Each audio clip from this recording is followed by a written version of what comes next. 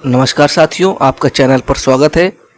आज हम 1793 के चार्टर एक्ट के बारे में पढ़ेंगे और जानेंगे कि 1793 के जो चार्टर एक्ट है उसमें क्या प्रमुख प्रावधान किए गए और क्या परीक्षा की दृष्टिकोण से महत्वपूर्ण है। देखिए, ये जो सबसे पहले जान लेते हैं कि एक्ट का लाने का प्रमुख कारण क्या था। तो इसका प्रमुख कारण दोस्तों ये था कि ईस्ट इंडिया कंपनी जो थी उसको जो पूर्वी देशों में व्यापार करने की अनुमति, एक प्रकार से जो एकाधिकार था, उसकी जो अवधि थी लाइसेंस की वो समाप्त हो जाती है और उसी लाइसेंस को प्राप्त करने के लिए ये ईस्ट इंडिया कंपनी अनुरोध करती है ब्रिटेन पार्लियामेंट, ब्रिटेन क्राउन से। तो उसी को जो है इनकी जो अवधि है उसको और आगे बढ़ाने के लिए ये चार्टर एक्ट लाया जाता है। ठीक है, तो बेसिकली इसका कारण यही है कि ईस्ट इंडिया कंपनी का जो अवधि था व्यापार करने का वो समाप्त हो जाता है और उसको आगे रिन्यू करने के लिए एक एक्ट लाया जाता है और उस एक्ट का नाम 1793 का चार्टर एक्ट कहा जाता है। ठीक है, अब देखते हैं कि इस चार्टर एक्ट के में प्रमुख प्रावधान क्या है।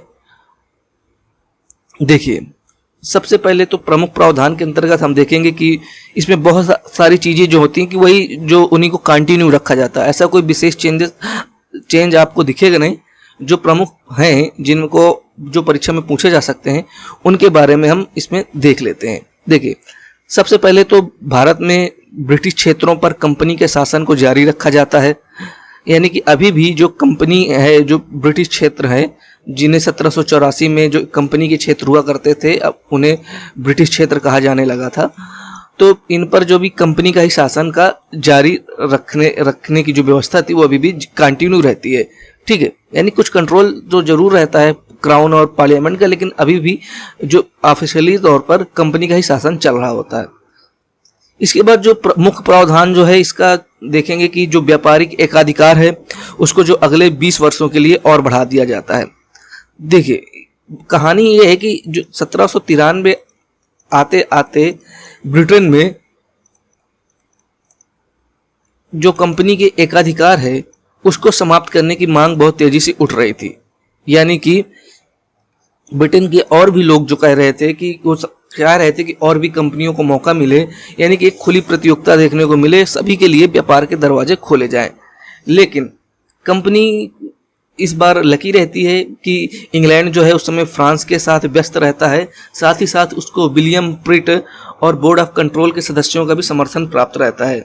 तो इस वजह से इस बार जो है कंपनी अपना जो एकाधिकार है वो बचाने में कामयाब रहती है और अगले 20 वर्षों तक उसे एशियाई देशों, पूर्वी देशों में व्यापारिक एकाधिकार का जो है लाइसेंस प्रदान कर दिया जाता है। यानी कि अब 1793 से आगे आगामी 20 वर्षों तक और उसकी जो व्यापारिक जो लाइसेंस है उसको बढ़ा दिया जाता है और वो भी उसका एकाधिकार रहता है।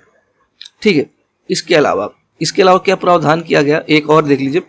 जो नियंत्रण बोर्ड के सदस्य और कर्मचारी हैं उनको भारतीय कोष से वेतन देने की व्यवस्था की गई।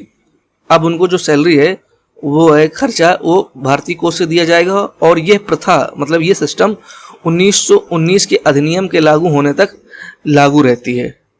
ठीक है, इसके अलावा और चेंजेस देखते हैं। देखिए, प्रांतीय शासन के काउंसिल के सदस्यों की योग्यता में एक बिंदु और जोड़ दिया गया।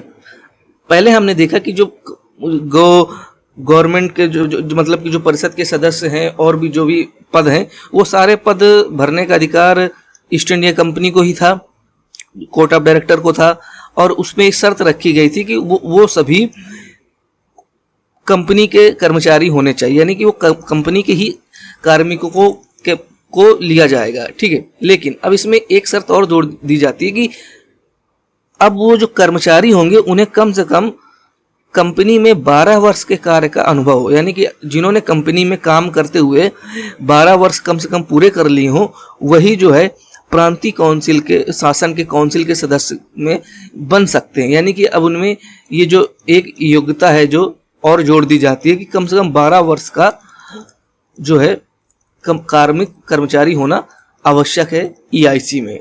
ठीक है, ये बिंदु आप समझ गए होंगे। इसके बाद और एक प्रावधान किया गया, गवर्नर जनरल, गवर्नर, प्रधान सेनापति तथा कंपनी के उच्च पदाधिकारियों को भारत से बाहर जाने की छुट्टी नहीं मिल सकती थी जब तक वह अपने पद पर कार्य करेंगे। अगर यदि कोई अधिकारी बिना अनुमति लिए भारत से बाहर जाता है तो समझा जाएगा कि उसने त्यागपत्र दे दिया है। देखिए, पहले तो कंडीशन रखी गई कि उसे भारत से बाहर नहीं जाएगा, और दूसरे थोड़े इसमें रियायत दी गई कि चलो भाई बहुत ही ज़्यादा स्थिति है कि आपको जाना पड़ ही रहा है तो आपको अनुमति लेके ही जाना पड़ेगा। बिना अनुमति आप भारत से बाहर नहीं जा सकते हैं। अगर गए तो आप माना जाएगा कि आपने अपनी पोस्ट से रिजाइन दे दिया है। ठीक है, अगले बढ़ते हैं। देखिए, एक व्यवस्था की गई थी कि नियंत्रण बोर्ड के जो सदस्य होंगे उनमें कुछ सदस्य जो हैं प्रिवी काउंसलर से होना आवश्यक है। ठीक है, ये व्यवस्था की गई थी, लेकिन इस एक्ट के द्वारा उनकी जो शर्त थी कि प्रिवी काउंसलर होना आवश्यक है, इसको समाप्त कर दिया जाता है। अब प्रिवी काउंसलर होना ये जरूरी नहीं है। ठीक है, गवर्नर जनरल, गवर्नर और प्रधान सेनापति की नियुक्ति के लिए इंग्लैंड की साम्राज्य की स्वीकृति आवश्यक, ये इसमें प्रावधान किया गया। ये पहले भी था लेकिन इसे थोड़ा और व्यापक बनाने का प्रयास किया गया। ठीक है, अगला देखते हैं। अगर गवर्नर जनरल ऑफ बंगाल किसी कारणवश बंगाल में नहीं है तो कौन इस स्थिति में जीजीबी का जो एक्ट है वो कौन देखेगा, ये एक प्रमुख सवाल था। तो व्यवस्था की जाती है कि ऐसी स्थिति में जो उसकी जो काउंसिल के मेंबर हैं उसमें जो वरिष्ठतम सदस्य है वो उसके कार्य को भार को सौंपेगा, मतलब कि उसके जो कार्य को संभालेगा। ठीक है, यही अगर स्थिति, जैसे अगर गवर्नर जनरल की पोस्ट खाली है और नया नियुक्त, तब तक नया कोई गवर्नर जनरल ऑफ बंगाल नहीं आता है, तब तक वही जो परिषद का वरिष्ठतम सदस्य है वही उसके कार्यों का निर्वहन करेगा। ऐसी इस एक्ट में व्यवस्था की गई। और इसमें शराब बेचने के लिए लाइसेंस भी आवश्यक कर दिया गया इस एक्ट के माध्यम से, एक ये भी प्रावधान किया गया। यानी कि अब धीरे धीरे आप देखेंगे कि भारतीय जो है, जो लोगों की जो संपत्तियां हैं, मतलब कि वो उसमें भी ये थोड़ा दखल देने की शुरुआत हो जाती है। कंपनी के आर्थिक ढांचे को भी इसमें नियमित किया गया। कहा गया कि जो कंपनी जो है वो अपनी सेविंग से 5 लाख पाउंड कंपनी का लोन चुकाने में खर्च करेगी। यानी कि वो 5 लाख जो है वार्षिक रूप से ये जो कंपनी ने लोन लिया था उसे चुकाएगी।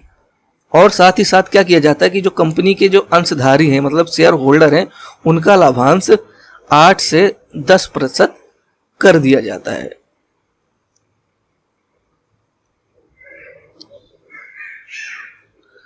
इसके अलावा और भी कुछ किए जाते हैं जो व्यापक नहीं, थोड़े मूलचूल परिवर्तन किए जाते हैं जो कि पहले भी हो रखे होते हैं। जैसे कि गवर्नर जनरल ऑफ बंगाल को वीटो शक्ति, तो ये पहले भी दे दी गई थी, तो इसमें थोड़े और कुछ परिवर्तन जोड़े जाते हैं। तो इसको इतना फिलहाल है खास नहीं, इसको इसके बारे में भी जानना। तो वही चीज़ याद रखें जो ज़्यादा परीक्षा में पूछे जाते हैं। जहाँ से शुरुआत होती है जिसी कोई नई चीज़ की, उसी से प्रश्न बनते हैं। ठीक है,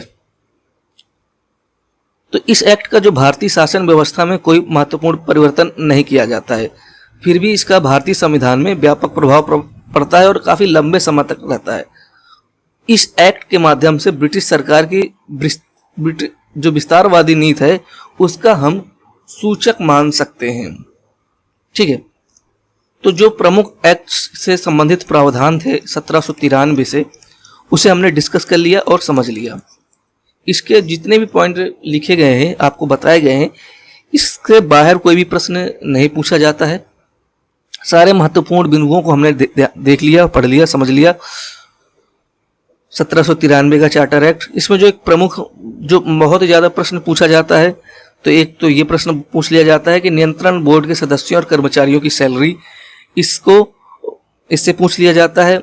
और ये भी पूछ लिया जाता है कि पहला चार्टर एक्ट कौन सा था, ये भी पूछ लिया जाता है। तो यही 2-3 प्रश्न इससे बनते हैं प्रतियोगी परीक्षाओं में, जिसे हमने डिस्कस कर लिया, समझ लिया। चलिए फिलहाल इस वीडियो में इतना ही है। अगर आपने इस वीडियो को लास्ट तक देखा है तो आपका बहुत बहुत धन्यवाद। ऐसे ही वीडियो पाने के लिए आप चैनल को सब्सक्राइब कर सकते हैं, बेल आइकन दबा के आप हमारे जो चैनल के जो वीडियोज हैं उनका नोटिफिकेशन प्राप्त कर सकते हैं। आप हमारे व्हाट्सएप ग्रुप से भी जुड़ सकते हैं। व्हाट्सएप ग्रुप में जुड़ने के लिए आप इस नंबर पर मैसेज कर सकते हैं। तो चलिए इस वीडियो में इतना ही, मिलते हैं अगले वीडियो में जिसमें हम डिस्कस करेंगे 1813 का चार्टर एक्ट, उसके बारे में जानेंगे। ठीक है, चलिए।